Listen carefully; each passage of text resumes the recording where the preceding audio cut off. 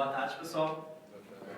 A Débora já me apresentou, ela roubou a minha apresentação, mas é exatamente isso que eu ia dizer. Eu sou o Juliano, tenho 21 anos, sou ex-membro da PS. E, primeiramente, eu queria dizer que eu estou muito feliz de estar aqui nesse momento.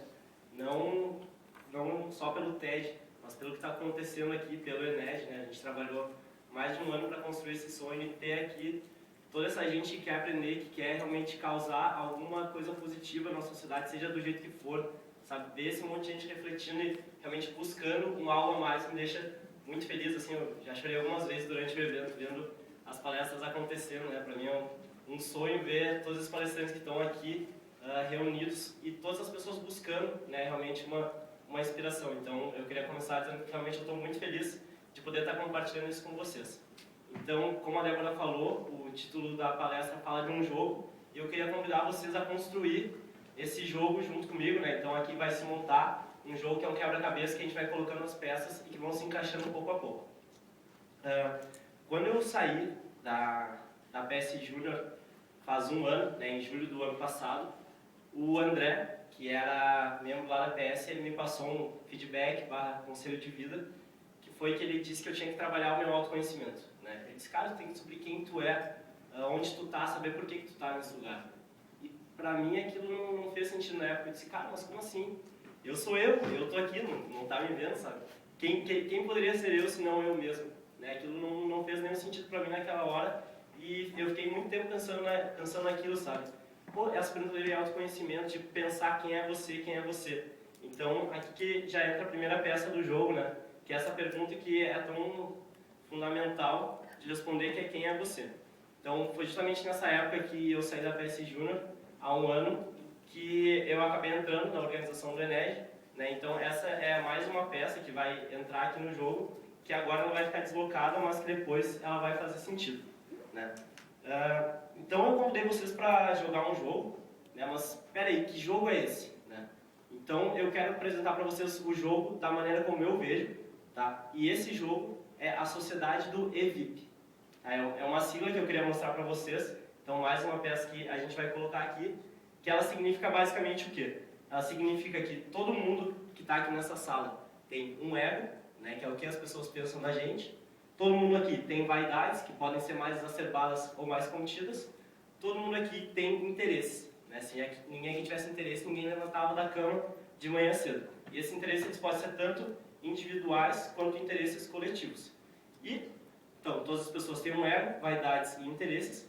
E a sociedade como um todo, ela é regida pelo poder, né? As relações dentro da sociedade são regidas pelo poder. Só para trazer um exemplo disso, a gente teve agora as manifestações pela baixa da passagem do ônibus e a gente viu que todas as pessoas expressaram, né, tiveram o poder de expressar a sua voz, né, foram lá e expressaram o que elas pensavam. E quem tomou mesmo a decisão de baixar a passagem do ônibus foi quem? Foi primeiro o político, né, que com o seu poder botou lá um projeto, né, para baixar, contestou aquilo, e depois o juiz que com o seu poder realmente sancionou e disse, ah, não, é verdade, sabe? Então, cada um, com a sua forma de poder, faz um tipo de relação diferente dentro da sociedade, né? As pessoas, depois os políticos e depois o juiz. Então, cada um tem o seu tipo de jogo dentro do EVIP.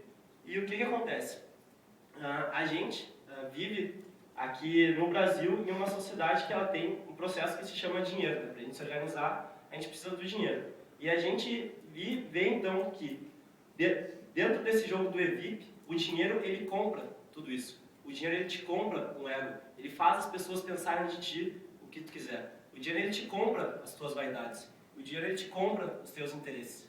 E o dinheiro ele te compra poder, né? Quem estava na palestra do Eduardo Marinho viu ele falando que as empresas compram os políticos, né? Financiam as campanhas dos políticos, então elas compram o poder que seria dos políticos, né?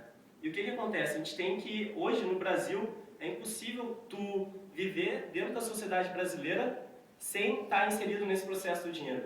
Tu não consegue estar inserido dentro da sociedade e não estar envolvido com a questão do dinheiro. Tu pode dizer, ah, não, então eu não vou ter dinheiro, eu não vou usar nenhuma roupa que foi feita por nenhuma fábrica, eu não vou comer nenhuma comida industrializada, mas tudo bem, tu até pode morar na rua, tu pode comer do lixo, mas tu vai ser um excluído da sociedade, tu vai ser um marginal, né? Então é impossível viver dentro da sociedade brasileira sem estar inserido em toda a questão do dinheiro. E o que isso acontece? Acontece que o Eneg, né, que é todo esse sonho que a gente construiu, ele também está inserido dentro da sociedade brasileira, então ele também precisa de dinheiro para acontecer, né? Então, o dinheiro e o Eneg, eles acabam se juntando, né? São duas peças que se juntam. E então, pessoal, eu vim aqui e eu não tenho a pretensão de em 18 minutos trazer nenhuma resposta para vocês. Mas se eu puder deixar algumas perguntas para vocês fazerem depois, e depois vocês se buscarem as próprias respostas, aí acho que já vai ser muito bom. Então, dentro dessa questão do Eneg, né, retomando a questão do Eneg, eu vou contar um pouquinho da minha história, né? Eu entrei no Eneg há um ano como assessor de parcerias. Então, se tu for falar friamente, né, uma análise calculista, o assessor de parcerias ele é o cara que faz o quê? Ele é o cara que capta dinheiro para o evento, né? O evento, para existir, ele tem um orçamento X, a gente tem uma meta, que a gente tem que bater a meta financeira do evento, a gente vai lá e faz parcerias com empresas para conseguir fazer com que o evento seja viável. Porque, como eu falei, a gente está dentro da sociedade, o Eneg está dentro da sociedade, ele precisa acontecer também. Então, o que acontece? Teve um momento dentro do Eneg, que foi lá por dezembro do ano passado, janeiro desse ano, que a gente estava, enfim, meio mal das pernas, né? Quem já organizou o evento sabe que é muito difícil conseguir algum patrocínio, né? Não só eventos, mas, enfim, quem trabalha com esporte, mas pegando esse exemplo do evento, é muito difícil conseguir alguém com dinheiro que vai lá e apoia a tua ideia, né? E na questão do Eneg, a gente está trabalhando com um conceito, né? Toda essa questão de seja o exemplo, de autoconhecimento, enfim. E é muito difícil tu vender isso para empresas que vão te dar dinheiro para tu fazer isso acontecer. E eu me lembro de uma vez específica que a gente estava... Eu tinha que fazer uma proposta para uma empresa X, lá do ramo alimentício, para apoiar o Eneg. E eu sabia que essa empresa não era uma empresa legal. Eu sabia que essa empresa tratava mal os funcionários dela. Eu sabia que essa empresa visava só o lucro. Eu sabia que essa empresa era corrupta. Eu sabia que essa empresa fazia várias coisas erradas. Mas eu tinha que, como assessor de parcerias, fazer uma proposta financeira para essa empresa, para ela patrocinar o nosso evento, para a gente não quebrar.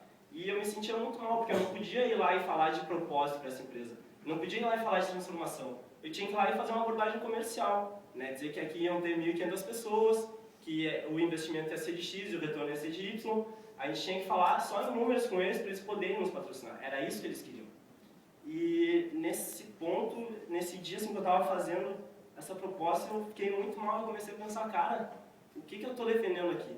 Eu estou pensando uma coisa, em transformar, em causar impacto positivo, em buscar autoconhecimento, em ser o exemplo, mas eu estou dizendo outra. Eu estou pegando e falando em números, eu estou pegando e fazendo uma proposta só comercial, né, sem falar nada do conceito do evento, só para que eles nos patrocinem. E eu vou estar lá botando logo de uma empresa que eu não acredito, só para fazer o evento ser viável financeiramente.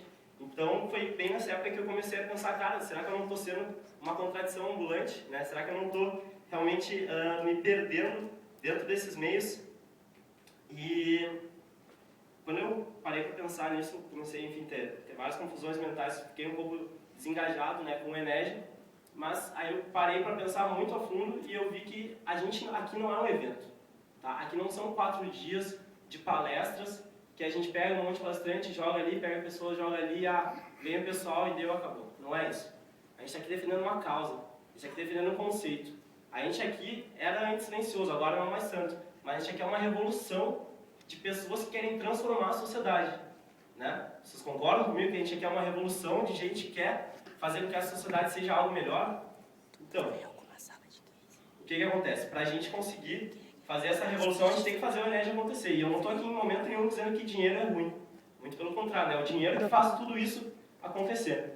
E quando eu me toquei que a gente estava fazendo isso por uma causa, foi o momento que eu pensei comigo mesmo, qual que é o meu motivo de estar fazendo tudo isso? Né? Por que eu estou fazendo tudo isso? É porque eu realmente acredito nisso? Né? Então, eu queria que vocês pensassem um pouquinho assim também nos motivos de vocês. Né? Qual que é o motivo de vocês estarem fazendo cada coisa na vida de vocês? Qual que é o motivo de vocês estarem aqui, agora, nesse momento? Né? Porque, até falando do próprio Eneg, vi muita gente que veio aqui, mas será que sabe realmente qual que é o motivo de estar aqui? Porque quem sabe o motivo de estar aqui, não fica, por exemplo, dando um exemplo, né, que eu vi, de dando uma palestra muito legal e ficar mexendo no celular, sabe? Que é uma coisa, pô, a pessoa não sabe por que ela está naquele lugar, né? Ela está ali, mas ela não quer estar, ela está com a cabeça em outro lugar. Né? Então, quando a gente sabe qual que é o motivo da gente estar fazendo as coisas, a gente está lá presente naquele momento. A gente está prestando atenção, a gente está buscando aprender, né? A gente está realmente imerso no momento e vivendo aquele momento.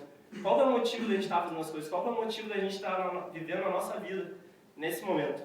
Então, quando eu realmente consegui pensar em qual é o motivo da gente estar organizando o Ened, para mim tudo ficou muito mais claro e a gente conseguiu, então, por exemplo, não ficar ligando para 100 empresas, fazer 100 propostas comerciais, mas sim focar em X empresas que acreditam na nossa causa, né, e realmente falar dessa causa para elas nos patrocinarem financeiramente. Isso sim deu certo, sabe? A gente conseguiu, por exemplo, fazer um crowdfunding para juntar 15 mil reais para gravar todas essas palestras e a gente conseguiu fazer isso. A gente conseguiu de outra maneira buscar esse dinheiro, né? Porque também não são só empresas que vão resolver a nossa vida. A gente pode, por exemplo, fazer um financiamento coletivo e atingir o nosso sonho. A gente pode de diversas maneiras fazer isso. E o dinheiro, em momento nenhum eu digo que ele é ruim. O dinheiro, muito pelo contrário, ele pode ser muito bom se aplicado da maneira certa, né? O dinheiro ele pode nos trazer muitas experiências que, inclusive, vão ajudar a responder essa pergunta de quem é você, né? Então, eu até convido vocês a pensarem nesse momento, pô, se eu tenho 100 reais na minha carteira e eu estou aqui no Ened, eu vou gastar isso em 100 reais em cerveja na noite? Ou eu vou gastar isso em 100 reais, quem sabe, num livro que vai me ajudar muito a aprender, sabe? O que realmente importa para mim? Talvez a festa naquele momento seja muito importante, mas talvez não, talvez ela só me faça perder, na verdade, toda a programação do outro dia, sabe? Então, da gente pensar assim, como que a gente está aplicando o nosso dinheiro, né, para fazer com que as coisas que a gente acredita que são certas virarem realidade, né? Então, o dinheiro, na verdade, ele traz muitas experiências para a gente, né? E essa é outra peça que eu queria colocar no jogo. Porque até eu vi pessoas falando hoje, perguntando, pô, como é que a gente consegue ter dinheiro e ser feliz? Cara, não é escolher entre propósito e dinheiro. Isso é como escolher entre ter um braço e uma perna. Tu não precisa escolher entre ter um e ter outro, tu pode ter os dois. Na verdade, os dois são complementares, né? Não depende de um para ter outro, seria loucura pensar isso, né? Então, tu não precisa escolher entre ter propósito e ter dinheiro. Na verdade, são coisas que se complementam. E não é feio ter dinheiro, muito pelo contrário. Tu pode trabalhar muito bem as tuas conquistas internas, né, o teu aprendizado, o teu autoconhecimento, e ao mesmo tempo trabalhar muito bem as tuas conquistas externas. Pô, um cargo que eu conquistei na minha empresa, por que é feio ser diretor? Não é feio ser diretor de empresa. Muito pelo contrário, é um reconhecimento do trabalho duro que tu fez todos os dias. Sabe, se a gente está organizando um evento e fez o evento no final deu lucro, cara, que sensacional, sabe? A gente batalhou tanto e todo mundo disse que ia dar prejuízo no final deu lucro.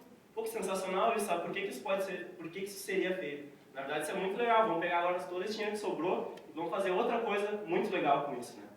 Então, eu queria que vocês pensassem um pouco nessa relação entre propósito e dinheiro. Por que a gente tenta fazer uma conexão entre eles de exclusão, né? De ou eu sou feliz e não tenho dinheiro, ou eu sou rico e sou triste, né? Porque tem muitos milionários tristes, mas tem muitos milionários felizes também. Ah, porque todo mundo que é pobre é feliz. Não, mas tem muito pobre que é triste também, né? E por que a gente tem que ser pobre para ser feliz? Isso é uma coisa que eu vou dizer assim, ó, na minha visão não existe, né? Eu queria trazer um pouco dessa visão para vocês também. Então, eu queria convidar vocês, todo mundo parar um pouquinho para pensar, se possível, fechasse os olhos, né? E imaginasse no dia que estivesse saindo da empresa júnior de vocês.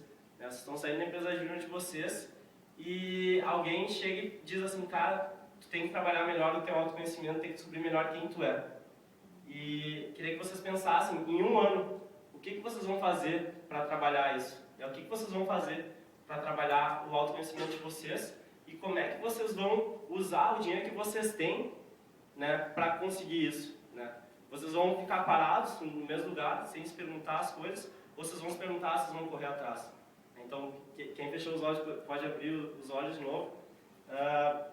Porque eu quero dizer assim para vocês que eu acredito numa sociedade em que a gente tem um EVIP, né, que o ego das pessoas e tanto as suas vaidades também são controladas, né, a gente está atento a isso, a gente percebe que isso existe e que a gente tem interesses coletivos e não interesses individuais, né.